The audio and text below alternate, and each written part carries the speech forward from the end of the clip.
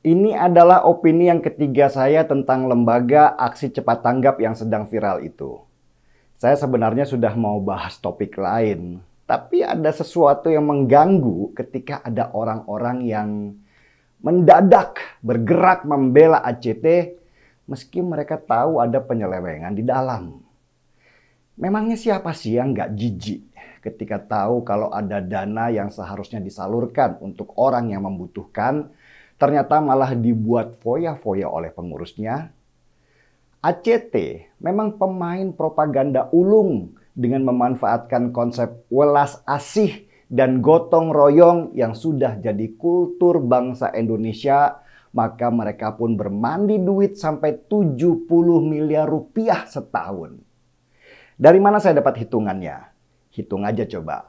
Tahun 2018, ACT menerima uang dari donasi hasil propaganda save ini, save itu, sampai 540 miliar rupiah. Dan menurut pengakuan petinggi-petingginya, ACT mengutip fee atau komisi sebesar 13,5% untuk administrasi. Itu berarti nilainya 70 miliar rupiah setahun atau lebih dari 6 miliar rupiah sebulan. Gede banget kan?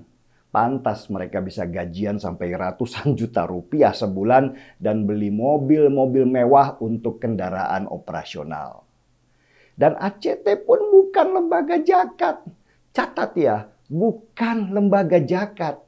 Meski begitu, orang-orang yang donasi, banyak dari mereka yang sudah termanipulasi pemikirannya bahwa mereka sudah berzakat lewat lembaga aksi cepat tanggap.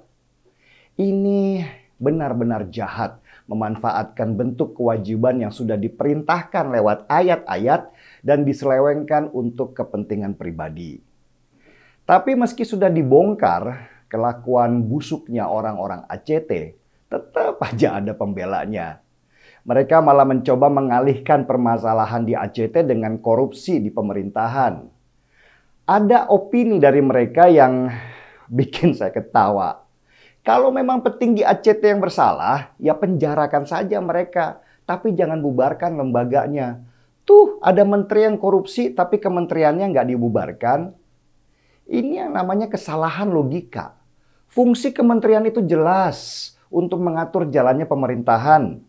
Kalau kementerian dibubarkan, maka banyak fungsi yang tidak berjalan. Lah, ACT itu fungsinya apa? Lembaga zakat bukan, bahkan Kemensos sudah membubarkan ACT juga. Terus, kalau ACT dibubarkan, apakah akan mengganggu fungsi pemerintahan yang sedang berjalan? Enggak kan? Yang ada, periuk nasi yang selama ini dijadikan lumbung pangan buat sebagian orang akan hilang.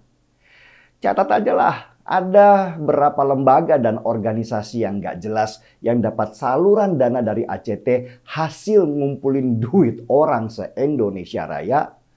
Banyak banget lembaga yang nggak jelas, terutama yang pakai embel-embel internasional dengan Save Afrika, Save Rohingya, dan Save-Savean lainnya. Kita yang di Indonesia dipropagandakan bahwa ada penderitaan di seluruh dunia yang butuh bantuan duit orang Indonesia. Padahal apa yang terjadi nggak seperti itu. Tapi itu nggak berlaku buat ACT dan organisasi sejenis mereka yang berlabel internasional itu. Yang penting ada penderitaan yang bisa dijual, yang bisa mendatangkan uang. Nah, organisasi maupun orang yang sering mendapatkan transferan uang dari ACT inilah yang menjadi pembela ACT karena takut periuk nasinya hilang. ACT memang sudah punya brand yang dikenal orang sehingga lebih mudah mengumpulkan uang. Kalau ACT dibekukan, maka mereka harus membangun brand baru lagi yang dipercaya orang dan itu butuh waktu yang nggak sebentar. Ada lagi yang komen, ACT ingin dibubarkan karena pemerintah ingin mengambil dana besar yang ada di rekening ACT. Ini lebih lucu lagi. Fungsinya pemerintah mengontrol banyak lembaga supaya tidak terjadi penipuan di masyarakat.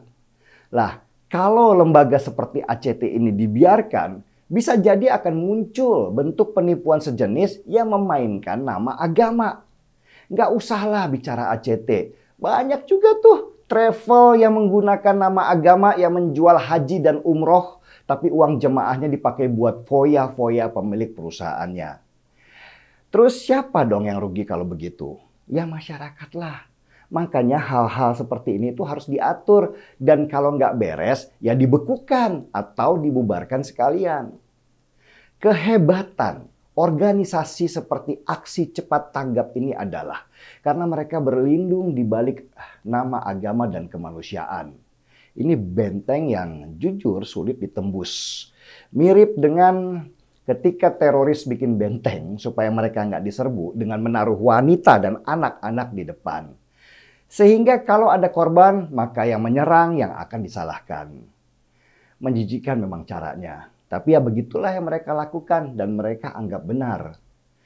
Cara untuk melawan lembaga seperti ACT ini ya dari masyarakat sendiri. Kalau pengen nyumbang, lihat dululah kiri dan kanan. Apakah ada teman, ada saudara atau tetangga yang butuh bantuan? Kalau nggak ada, lihat lagi sekitar. Apakah masih ada orang miskin yang butuh bantuan? Dan mulailah dulu dari yang terdekat. Ngapain mikirin penderitaan orang di Afrika sana yang kita juga nggak tahu seberapa benar kisah penderitaannya selain dari propaganda ACT itu sendiri. Jangan jadi seperti pepatah. Semut di seberang lautan kelihatan, gajah di pelupuk mata tidak kelihatan. Skandal ACT ini hanya puncak gunung es saja. Kalau pemerintah mau serius dengan peraturan-peraturannya, saya yakin akan banyak lembaga sejenis yang ternyata bermasalah dengan memanfaatkan nama agama. Saya seruput dulu kopinya.